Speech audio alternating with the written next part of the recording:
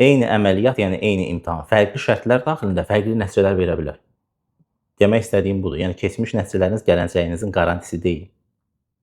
Belə bir gözlənti içində olsanız, ciddi şəkildə məyus olacaqsınız. Xüsusən burada yüksək nəticə əldə edən şagirdlərin mənəvi və psixoloji aləminə toxunmaq istəyirəm. Yəni onlarda ən çox problem yaranır. Çünki tutaq ki, 95 plus gözləyirlər, amma 70 yığırlar, 80 yığırlar. İmtahanda vaxt idarəsi, stres idarəsi və ya digər amillərə yaxşı riayət edə bilmirlər. Və yaxud da ki, bir şagird vardı, mənə yazmışdı ki, müəllim, mən 24-25-ci ilin buraxılış imtahanlarına əsasən hazırlaşmışam. Ona görə də indi 26-cı ildə imtahan əvvəlki son 2 ildən müqayisədə biraz çətin oldu. Gözləntisi nə idi? 24-25-dəki kimi düşəcək. Halbuki onun heç kim onun qarantisini verməmişdi ki bizə. Ola bilər də bir il az çətin olar, bir il asan olar. O bilirsiniz nəyə bənzəyir?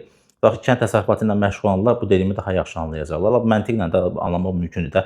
Müəyyən bir torpaq sahəsi, 1 hektarlıq torpaq sahəsi. Ora hər il qarpız əkirsən. Bir il əkdiyin qarpızdan həmin torpaq, eyni torpaqdır da, yəni daha çox bar götürürsən, daha çox qarpız çıxır belə deyək, daha çox gəlir əldə edirsən. Gələn il əkəndə daha az əldə edə bilərsən.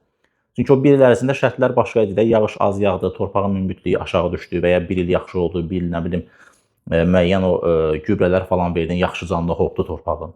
Hər il müəyyən dəyişikliklər ola bilər. Gözlənti məsələsi çox önəmlidir.